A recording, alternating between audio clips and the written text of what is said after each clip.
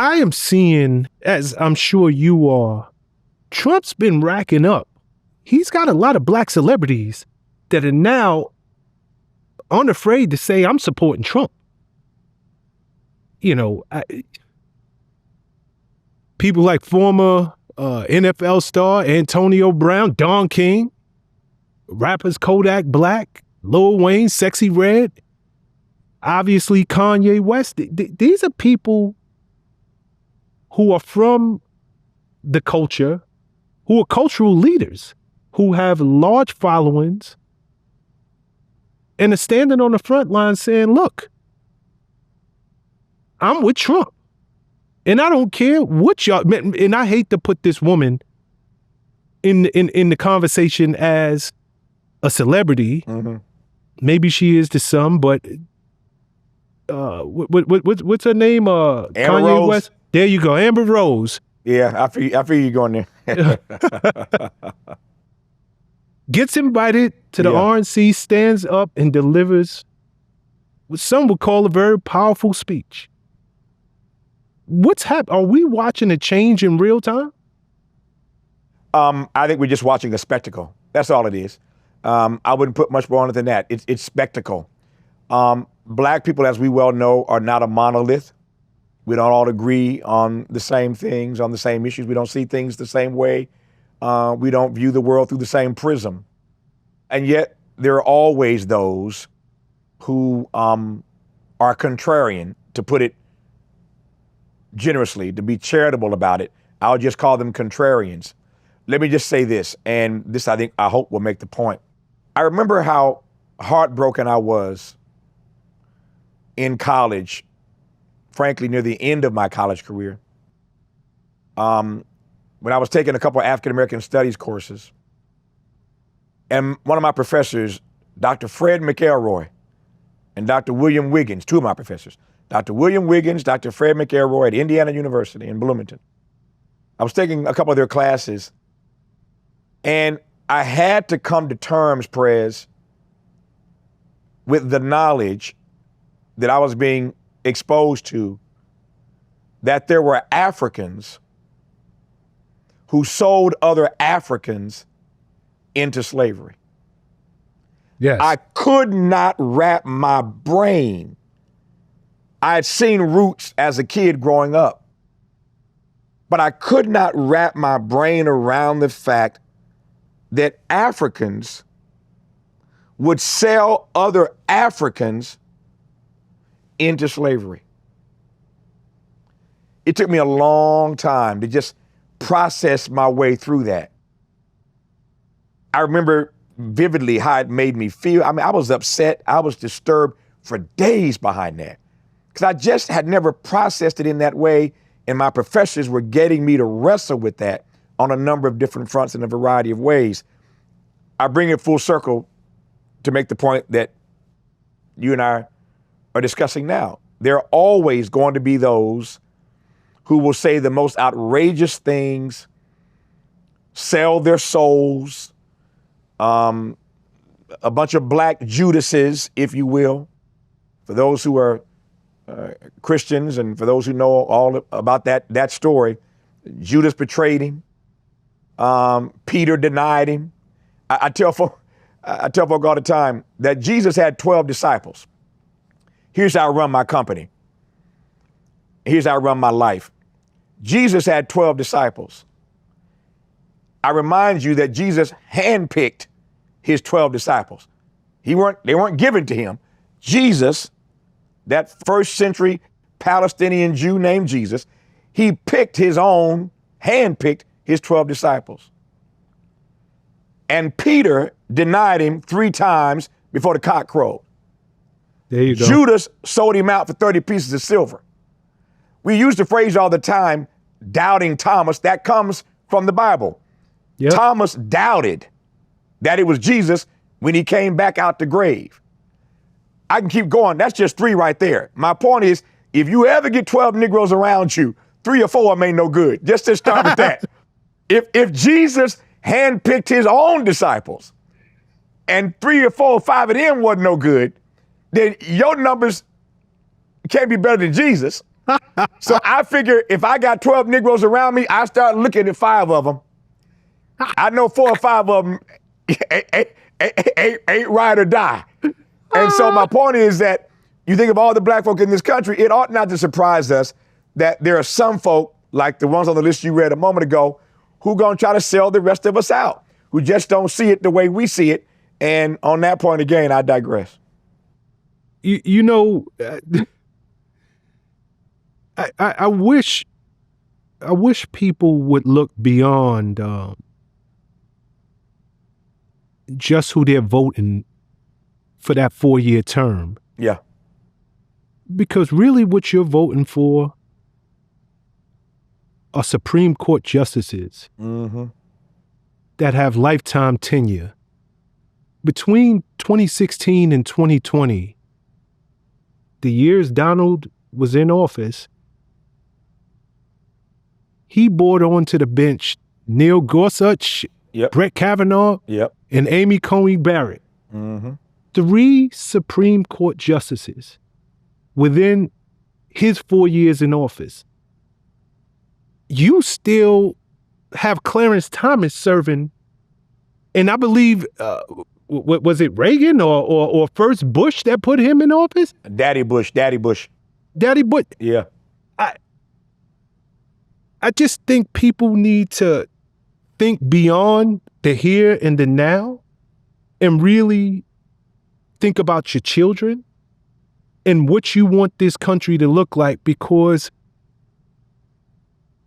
the highest court in the land are shaping the laws that are going to govern your children and your children's children for the very foreseeable future. So whenever I'm talking to people, you got to really take into account who you vote for, because God forbid you get a Ruth Bader Ginsburg who passes away on a Republican's watch. Oh, we got another one. You're really, really tampering with the future of your children and your children's children. No, go ahead. No, I couldn't agree more.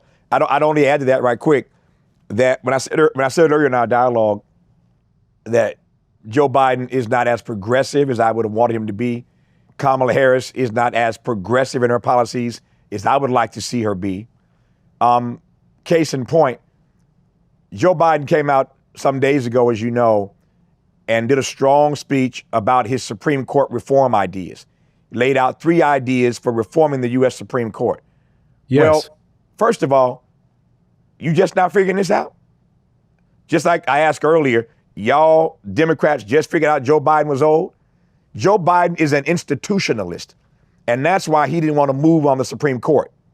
And I don't believe that Joe Biden would have come out with those Supreme Court reforms had he stayed on the ballot. But once you stand down, you pass the torch to Kamala, and you can be a little bit more bold, a little bit more aggressive about certain things. So there's no chance that his recommendations take any sort of flight in a political election year, but he'll go down on the record giving a great speech, calling for great reforms, but ain't nothing gonna happen. And again, I'm not even sure we would have gotten that speech from him had he still been on the ballot. I don't know. My point is that there's so many ways that, and so many issues around which I just think we need to push a little harder, stretch our political and moral imagination, be a bit more progressive in our thinking, imagine a world that we want to live in, and fight for those things that we believe in. So I was heartened to see the president come out and give that speech. I just wonder what might have happened had he done that sooner and we really started to push on at least one of those 3 reforms. Yeah, I guess we will never know at this point. I don't know, had he not been on his way out, would he have given that same speech? Yeah.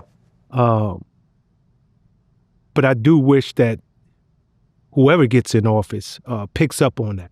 Yeah. Because I think it's necessary. I think there absolutely needs to be term limits. Yeah. Especially as some of these Supreme Court justices are getting older and older and older. and America's changing. Yeah. Okay. You know, one of the covenants in your book is about policing in our community. I'm sure you saw the video now, Sonia Massey being gunned down in her home. Her last words on planet Earth was, Satan, I rebuke you in the name of Jesus, and then sorry.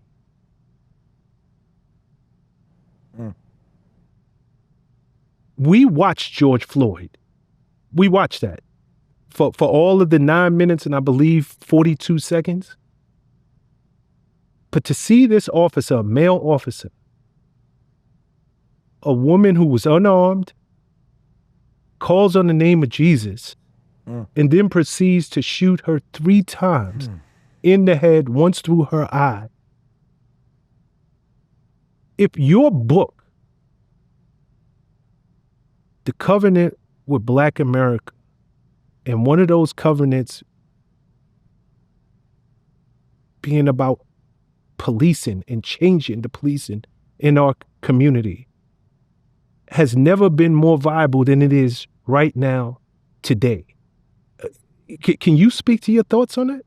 Yeah. You and I both have this in common, having grown up in and been formed and shaped by the Pentecostal church. Yes. When I heard that phrase, it hit me. It hit me in my spirit, in my soul. Because there have been many times in my life where I've uttered those same words. In the name of Jesus, Satan, I rebuke you. Get behind me. The Bible that I read says we wrestle not against flesh and blood, but against powers, against principalities, against the rulers of darkness and evil in this world. So for those of us who believe in that and are guided in that, that phrase of rebuking Satan and telling him to get behind us is not foreign. So it hit me so viscerally because those words, again, are not foreign to me. With regard to your question about the text, the Covenant with Black America 20 years later, one of the covenants 10 years ago was about police accountability. And as I said earlier, there are parts of this book that are heartening to wrestle with, other parts of the book that are distressing to wrestle with, about the ways in which we have not gained much traction, not covered much ground in these past 2 decades. The writer of the essay in this book, again, there are only 2 essayists who wrote in the book 20 years ago who are back in this book, Mark Morial from the Urban League, writing about economics, and Tyrone Taborn writing about technology. The other 8 essayists from the original covenants are different, with a different perspective this time around. I write in my introduction to the book that I don't have to agree with everything that the essayists in this book write, but I am open to a robust conversation about the ideas that they bring forth. We ought to have an earnest conversation and a debate about that in Black America. So the writer of this essay is Melina Abdullah, Dr. Melina Abdullah, who just happens to be, she wasn't at the time, happens to be the running mate for Cornel West in his independent campaign for the White House. She is known quite well in the Black Lives Matter community.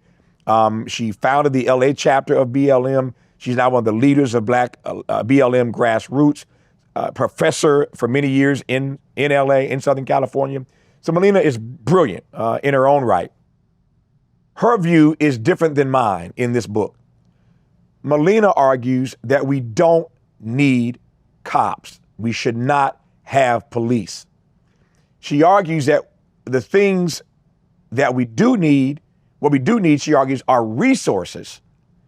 We need resources to do the things, some of the things that cops have traditionally done, but we don't need cops. I invite you to read the book, Covenant of Black America 20 years later, and to see how she slices and dices this in her own way. She makes a powerful, powerful case.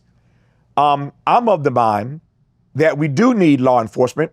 I just want the right law enforcement, those who respect the humanity and the dignity of Black people. But here's where Melina and I do align, absolutely align. There are some things, Prez, that police are called upon to do that they ought not be called upon to do. To my mind, there's absolutely no reason why the cops should have been called to the home of Sonya Massey in the first place. That is not a role that I believe that police ought to play. Because too often we end up with stories like these where folk need help and they end up being dead. They need help, they end up being murdered. So there's certain things I just think police, certain roles they ought not to play. But I'm prepared to have, again, a rigorous debate with Melina, Abdullah, or anybody else about what that means. And that, again, is the purpose of this book. These are the top 10 issues that matter to Black people. And we need to be debating these issues, addressing these issues, advancing these issues now more than ever. I should add very quickly, just if I can pivot, if you don't mind, there were 10 original covenants, and those 10 covenants remain, of course, in this 20 years later edition. But there is a bonus covenant, an additional covenant that we added in this book, as you know, because you've read it, that wasn't in the original book. And it is a covenant that we call the urgency of now. I wish I owned that phrase. As you know, that's Dr. King's phrase. Yep. Obama used it a lot during his White House years and during his candidacy, but that's Kingian to the core, the urgency of now. We call it the urgency of now, homelessness. 20 years ago, when we wrote this book, homelessness was not as acute for our people as it is right now. But make no mistake about it, Black people from California to the Carolinas are now the face of homelessness in America. There's a survey they do every year, Prez, called Point in Time. Point in Time. And on this particular night, all across the country, volunteers go out at a point in time, call it a Kairos moment, to count the number of homeless. In 2023, 654,000 people, rounding up slightly, 654,000 people were homeless on that one night, that one point in time. And the face of that homelessness is Black. So there's a new covenant in this book that addresses that issue and what Black folk need to be doing about it. I just wanted to add that since you mentioned the covenants. But back to your point, your question about police accountability, we need a debate about that. We need a conversation about that. We need some advancement on that. Melina puts her stick in the ground. She stands firm on why we don't need police in Black America. Read the text, you'll see her argument. But we do, in fact, align, as I said earlier, on the fact there's certain things that police just ought not to be doing. And if police hadn't been called, Sonya Massey might still be with us. Yeah, Dr. Melina Abdullah, she is well known for her work in the community. I must agree with you. I don't think we should be policing ourselves. I'm not one of those who support defund the police. I think that there needs to be an overhaul, a way in which we redo this thing, if you will.